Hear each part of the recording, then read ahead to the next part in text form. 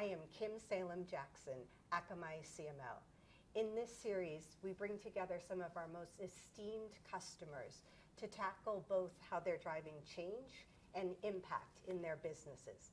Today, I have the pleasure of being joined by Anton Bonifacio, who is the CISO from Globe Telecom, one of the largest telcos in the Philippines. Welcome, Anton. I am so thrilled to have you here. Oh, thank you. I'm happy to be here. Very, very excited. Okay, why don't we get started? So, Anton, you've been working with Akamai for many years to really gain visibility into your environment and stop those data breaches. So, obviously, I'm an inquisitive CMO. Can you tell me why Akamai? So we started our journey with Akamai with Guardicore for our microsegmentation problem.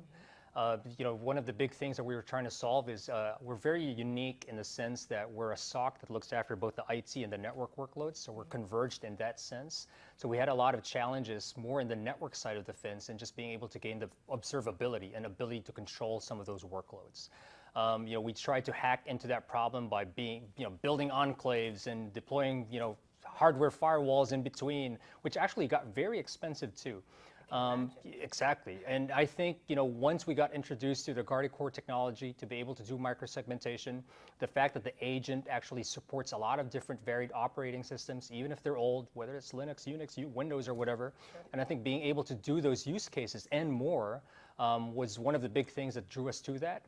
So again, that's for the telco. For the fintech company that we have, we are a customer of the WAF and anti-bot, and I think part of the DDoS service. Really, to us, when you talk about and thinking about trying to protect internet traffic, I mean, like I said, you got to work with the big boys, right? And Akamai is such a strong name, I guess, in the space. Like I said, when I was starting out, love to hear that. Exactly. Just focusing on network traffic. I mean, it only makes sense that you got to work with a CDN company for something like that, right? Yeah, work with the best. No, that's great. Getting that visibility, that control, and that governance over your environment is so important. Thank you, Anton. Here at Akamai, we have a purpose, and it's to make life better for billions of people, trillions of times a day. I am always intrigued how our customers fulfill on that purpose. So in your eyes, what do you make possible for your customers? I think the good thing is, it almost sounds like we have the same vision and purpose. So in Globe, for example, our purpose is to be able to improve the lives of Filipinos every day. And we mean that. That's not a tagline. I think even us as a Globe Group, you can see that we have the telco business as the one that really ties everything together. The idea is to be able to connect everybody in the Philippines through the internet. So that's where it starts. And then the vision for us is, okay, now that we've connected everybody, how do we solve the problems that Filipinos face every day? So number one is financial inclusion. There's a lot of Filipinos that are unbanked, that are living in the far-flung parts of the country and the islands. So being able to have a mobile app and a mobile wallet now that they can pay, now that they can actually earn and keep money or at least invest is one of the biggest things. The second part that we're trying to solve now is roughly, I think 9 out of 10 Filipinos may or may not have seen a doctor yet. So health inclusion, for example, is going to be that big tower also that we're trying to do. So we have a health tech company called Consulta MD that is now focusing on being able to get tele-consulting so that they can access doctors and be able to find out if there's something wrong with them or not. Unlike before, where they can't even see a doctor, right? That they probably just depend on whoever the neighborhood I want to say wacko, but somebody that's just, hey, oh, I'm sick. Okay, well, hit yourself with a bamboo or something. So, we don't want which we don't want, right? Then we have an EV business trying to solve, I guess, some of the problems that we're seeing in the environment, and then a couple of other things. So, again, highly aligned in the sense that we want to be able to uplift the lives of Filipinos through the digital solutions that we have, with a fabric of the telco and internet connectivity, and I guess which is why a big part of what we do, us on a group level, is cybersecurity and data privacy, just because we know that we can't deliver on these promises of digital solutions if our customers can't trust those. Yeah, and be protected. What a beautiful story, what a beautiful purpose in really bringing connection together, financial empowerment, taking care of the healthcare. I love your story, and we are definitely closely aligned in our purpose. Anton, as a CMO, this is a bit of a selfish question for me and marketers everywhere. In this super crowded marketplace, everyone's vying for your attention. Tell me, what grabs your attention? What makes you respond and engage? I think when partners talk more about use cases and operationalization and how we can actually use the products. I mean, at least that's what attracts me.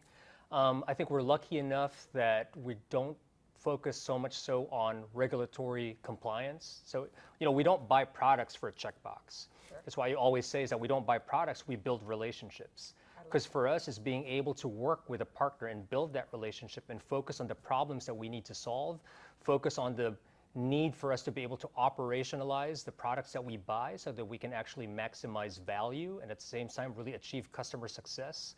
That is where it resounds, right? So, less on the taglines, less on the, oh, we got AI. I mean, but what does that mean for me, right? No AI washing. Yeah, exactly. Yeah. Like, what's the use case, right? Oh, well, sure, you may be projecting, peak 383 terabytes for Akamai, but what does that mean for me, right? What's the use case? What's the value?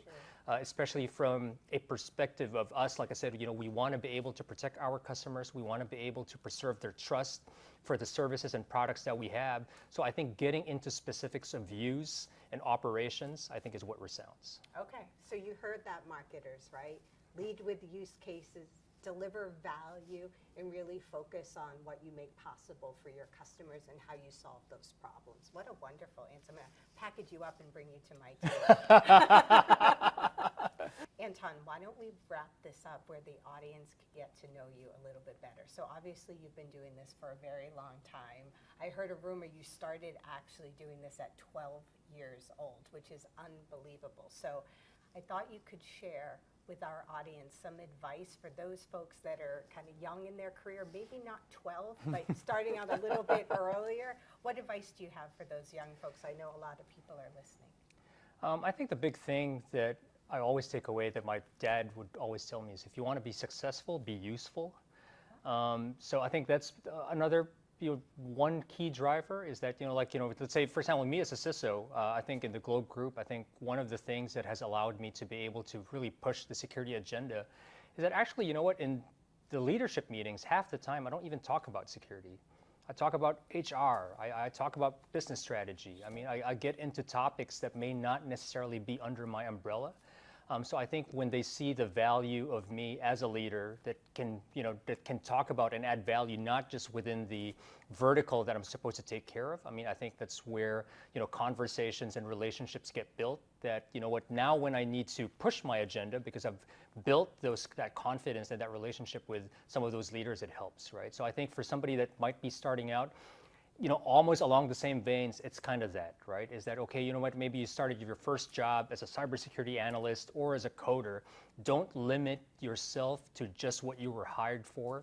Always be obsessed, always be interested, always be investigating things, always want to grow. And I think, once you keep on navigating that space and, cast a wide net, be useful, and I think you'll be okay.